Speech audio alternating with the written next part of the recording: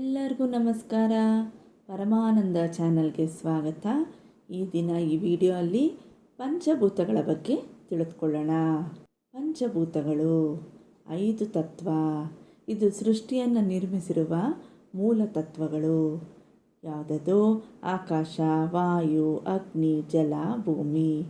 ಇಡೀ ಸೃಷ್ಟಿ ಆಗಿರುವುದೇ ಪಂಚಭೂತಗಳಿಂದ. ಮನುಷ್ಯರೂ ಈ ಶರೀರನೂ ಪಂಚಭೂತಗಳ ಅಂಶ. ಇದು ಸೃಷ್ಟಿಯ ಮೂಲ ಭಾಗ. ಮಾನವ ಜೀವನ ಸುಗಮವಾಗಿ ನಡೆಯಲು ಈ ಪಂಚಭೂತಗಳೇ ಕಾರಣ. ನಾವು ಏನೇ ವಸ್ತು ಕೆಲಸ ಮಾಡಲು ಈ ಪಂಚಭೂತಗಳ ಆಧಾರದ ಮೇಲೇ ಮಾಡೋಕ್ಕೆ ಸಾಧ್ಯ. ಇದು ಎಲ್ಲಿದೆ? ಹೊರಗಡೆ ಎಲ್ಲ ಕಡೆ ಇದೆ, ನಮ್ಮ ಒಳಗೂ ಇದೆ ಪಂಚಭೂತಗಳು. ಅದನ್ನು ಒಂದೊಂದಾಗಿ ನೋಡೋಣ ಹೇಗಿದೆ ಅಂತ. ಫಸ್ಟ್ ಒನ್ನು ಆಕಾಶ ತತ್ವ. ಈ ಆಕಾಶದಿಂದಲೇ ಉಳಿದ 4 ತತ್ವಗಳು ಬಂತು. ವಾಯು, ಅಗ್ನಿ, ಜಲ, ಭೂತತ್ವ ಉಂಟಾಯಿತು. ಆಕಾಶ ಎಂದರೆ ಖಾಲಿ, ಶೂನ್ಯ. ಇದರ ಗುಣ ಶಬ್ದ. ಈ ಸೃಷ್ಟಿಯಲ್ಲಿ ಮೊದಲ ನಾದ ಶಬ್ದ ಬಂದಿರೋದೇ ಓಂಕಾರ. ಇಡೀ ಬ್ರಹ್ಮಾಂಡದಲ್ಲಿ ಇರುವುದೇ ಓಂಕಾರ ಶಬ್ದ. ಇದನ್ನು ಸೈಂಟಿಫಿಕ್ಕಾಗಿ ಸೈಂಟಿಸ್ಟ್ಸು ಪ್ರೂವ್ ಮಾಡಿದ್ದಾರೆ. ಹಾಗಾದರೆ ನಮ್ಮ ದೇಹದಲ್ಲಿ ಯಾವುದಿದು ಸೂಚಿಸುತ್ತೆ? ಮನಸ್ಸು ಆಕಾಶ ತತ್ವ. ಸೆಕೆಂಡ್ ಒನ್ನು ವಾಯು ತತ್ವ. ವಾಯು ಇಲ್ಲದೆ, ಗಾಳಿ ಇಲ್ಲದೆ ಯಾರೂ ಜೀವನ ಮಾಡೋಕ್ಕಾಗಲ್ಲ. ಇದು ನಮ್ಮ ಕಣ್ಣಿಗೆ ಕಾಣಲ್ಲ, ಆದರೆ ಅನುಭವ ಆಗುತ್ತೆ, ಫೀಲ್ ಮಾಡ್ತೀವಿ.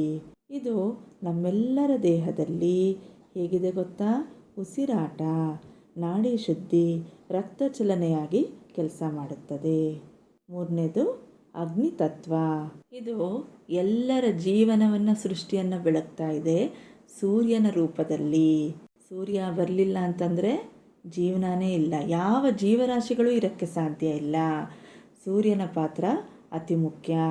ಇದು ಬೆಂಕಿಯಾಗಿ, ಬೆಳಕಾಗಿ, ಪ್ರಕಾಶವಾಗಿ, ತಾಪವಾಗಿ ಉಂಟಾಗ್ತಾ ಇದೆ, ಬರ್ತಾ ಇದೆ.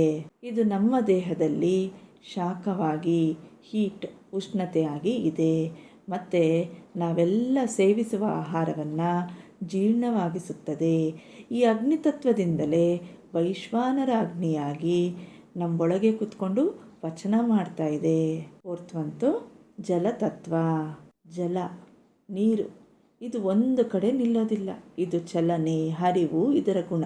ನೀರು ಎಲ್ಲ ಜೀವಿಗಳಿಗೂ ಅತ್ಯಗತ್ಯ. ನೀರಿಲ್ಲದೆ ಏನು ಕೆಲಸ ಮಾಡೋಕ್ಕೂ ಆಗಲ್ಲ. ಇದು ನಮ್ಮ ದೇಹದಲ್ಲಿ ರಕ್ತವಾಗಿದೆ, ದ್ರವ್ಯ, ಮೂತ್ರ, ಶ್ಲೇಷ್ಮ, ಲಸಿಕೆಯಾಗಿದೆ.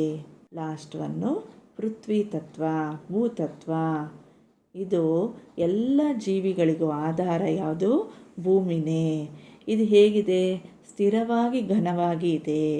ಇದು ನಮ್ಮ ದೇಹದಲ್ಲಿ ಸ್ಥೂಲ ಪಿಂಡದ ಚರ್ಮ. ಇದು ಸ್ಥೂಲ ದೇಹದ ರಚನೆ, ಮೂಳೆ, ಮಾಂಸವಾಗಿ ಇದೆ. ಈ ಪಂಚಭೂತಗಳು ಪ್ರಕೃತಿಯ ಮೂಲಭೂತ ತತ್ವಗಳಾಗಿದೆ. ನಾವು ಪಂಚಭೂತಗಳನ್ನು ಚೆನ್ನಾಗಿ ಸಂರಕ್ಷಣೆ ಮಾಡಿದ್ರೆ ಅದು ನಮ್ಮ ಜೀವನದಲ್ಲಿ ಸುಖ ಮತ್ತು ಶಾಂತಿಗೆ ಕಾರಣವಾಗುತ್ತದೆ. ಅದಕ್ಕೆ ಪ್ರಕೃತಿಯನ್ನು ಗೌರವಿಸಿ ಕಾಪಾಡಬೇಕು. ಇಂದಿನಿಂದ ನಾವೆಲ್ಲ ಪ್ರಕೃತಿಯನ್ನು ಕಾಪಾಡಿ ಪಂಚಭೂತಗಳನ್ನು ಉಳಿಸೋಣ. ಎಲ್ಲರಿಗೂ ಧನ್ಯವಾದಗಳು.